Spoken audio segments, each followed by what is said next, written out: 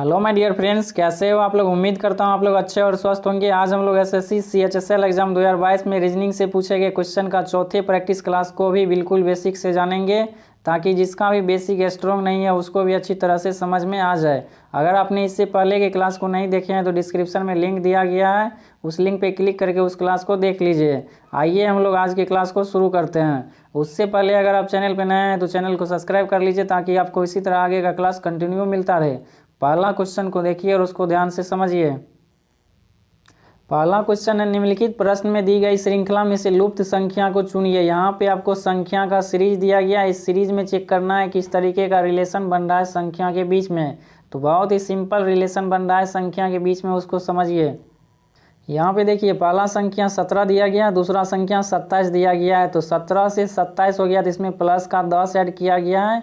इसके बाद देखिए 27 से संख्या 37 हो गया, तो इसमें भी प्लस का 10 ऐड किया गया है। इसके बाद 37 से 47 हो गया है, इसमें भी प्लस का 10 ऐड किया गया है। इसके बाद 47 से 57 हुआ है संख्या, तो इसमें भी प्लस का 10 ऐड किया गया है। इसके बाद 57 से 67 हो गया, तो इसमें भी प्लस का 10 ऐड किया गया है। इसी तरह हमें 67 में प्लस का 10 ऐड करना है। कितना आ जाएगा? 77 आ जाएगा इसका राइट आंसर। ऑप्शन नंबर क्या हो जाएगा सही आंसर इसका? ऑप्शन नंबर डी हो जाएगा इसका सही उत्तर। अगला क्वेश्चन को देखिए और उसको ध्यान से समझिए।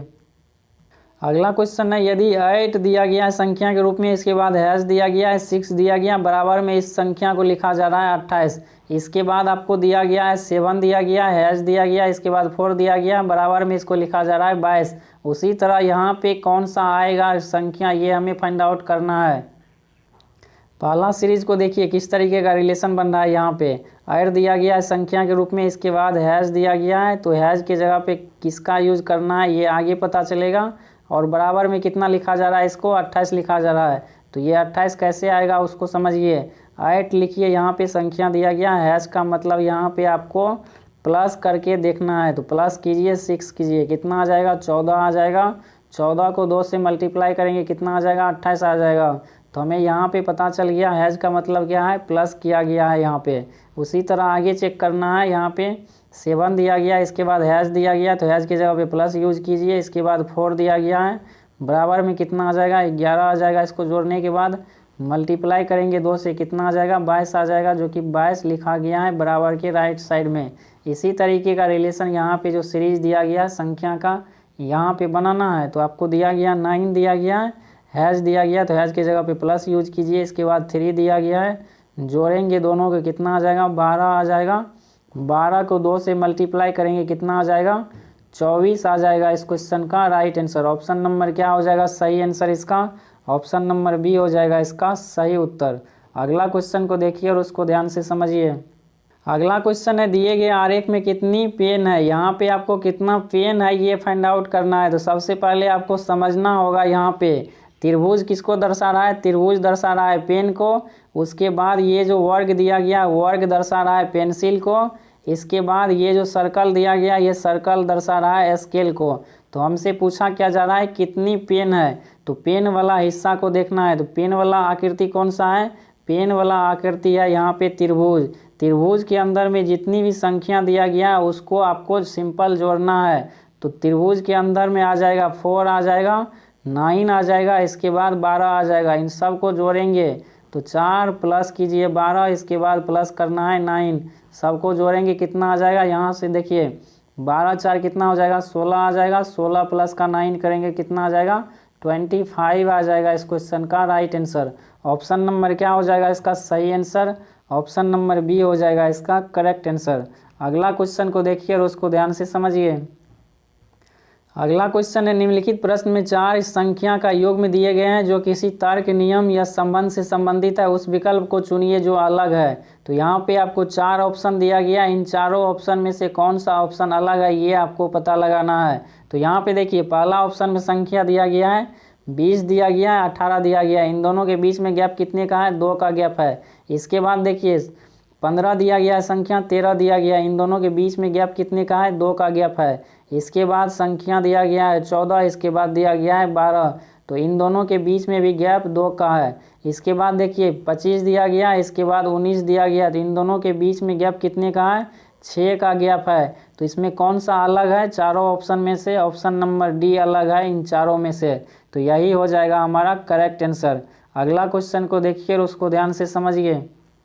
अगला क्वेश्चन है, समानुपात के बाईं ओर दिए गए शब्द एक दूसरे से किसी तर्क नियम से संबंधित है, उसी तर्क के आधार पर दिए गए विकल्पों में से समानुपात के दाईं ओर लुप्त शब्द को चुनिए।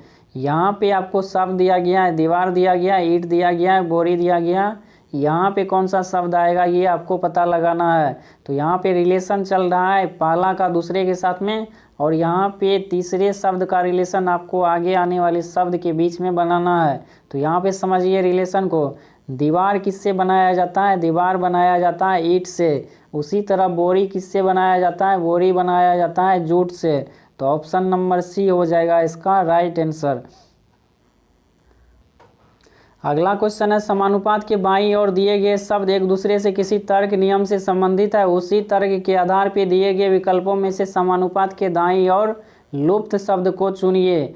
यहाँ पे आपको शब्द दिया गया, येन दिया गया, जापान दिया गया, लीरा दिया गया। यहाँ पे कौन सा शब्द आएगा ये आपको पता लगाना है। तो सबसे पहले इसके लॉजिक को समझिए। येन जिस तरह करेंसी है जापान की, उसी तरह लीरा किसकी करेंसी है? लीरा करेंसी है तुर्की की। तो ऑप्शन नंबर ए हो जाएगा इस क्वेश्चन का राइट आंसर।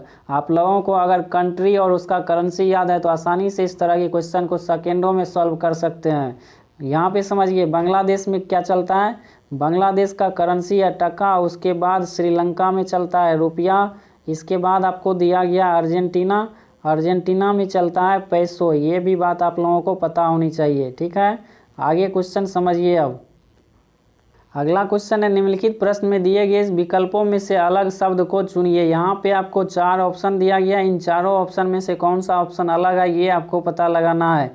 तो पहला ऑप्शन दिया गया वृत्त दिया गया, आकृति दिया गया, इसके बाद पेंसिल दिया गया, लेखन सामग्री, इसके बाद ट्रक दिया गया, वाहन दिया गया, इसके बाद जानवर और बिल्ली दिया गया है। तो यहाँ पे समझिए वृत्त क्या है? आकृति है। जिस तरह वृत्त एक आकृति है, उसी तरह पेंसिल क्या है? लेखन सामग्री का हिस्सा है। उसी तरह ट्रक क्या है? वाहन का एक रूप है। उसी तरह यहाँ पे देखिए ऑप्शन डी को चेक कीजिए, जानवर क्या? एक बिल्ली है। तो इसको अगर रिवर्स करके देखा जाए तो बिल्ली एक जानवर है, ये सही है, लेकिन जानवर दिया गया है पहले, इसके बाद दिया गया है बिल्ली। तो यही ऑप्शन हो जाएगा इन चारों में से अलग। तो ऑप्शन नंबर डी हो जाएगा इस क्वेश्चन का करेक्ट आंसर। अगला क्वेश्चन है, उस विकल्प को चुनिए जिसमें समुच्च की संख्याएं वही संबंध साझा करती है जो दिए गए समुच्च में संख्याओं द्वारा साझा किया गया है।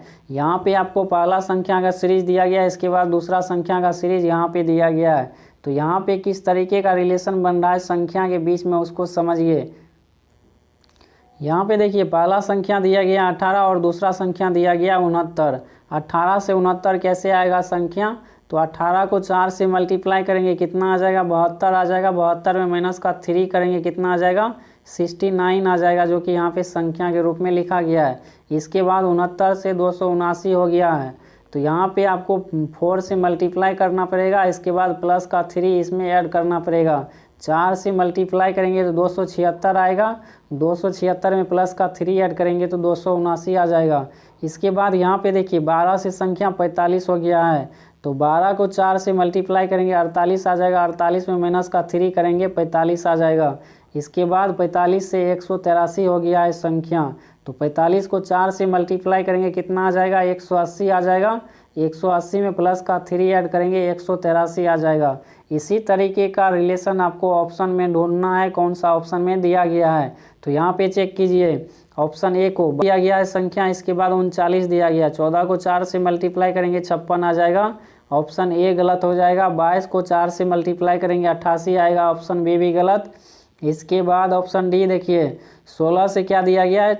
67 हो गया है। यहाँ पे 16 को 4 से मल्टीप्लाई करेंगे 64 आ जाएगा, 64 में माइनस का 3 करेंगे 61 आएगा, लेकिन यहाँ पे कितना लिखा गया है? 67 लिखा गया है।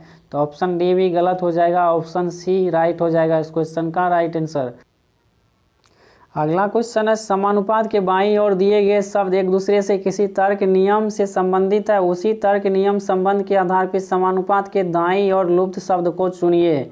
यहाँ पे आपको शब्द दिया गया, नैरोबी दिया गया है, केन्या दिया गया, ओस्लो दिया गया है। यहाँ पे कौन सा शब्द आएगा ये आपको पता लगाना है। नैरोबी किसका कैपिटल है? नैरोबी कैपिटल है केन्या की। उसी तरह ओस्लो किसका कैपिटल है? ऑप्शन ए में दिया गया है नॉर्वे, तो ओस्लो कैपिटल है नॉर्वे की। तो ऑप्शन नंबर ए हो जाएगा इस क्वेश्चन का राइट आंसर। क्लास में इतना ही, मिलते हैं हम लोग अगले क्लास में। तब तक के लिए चैनल पे नया है तो चैनल को सब्सक्राइब कर लीजिए ताकि आपको इसी तरह आगे का क्लास कंटिन्यू मिलता रहे।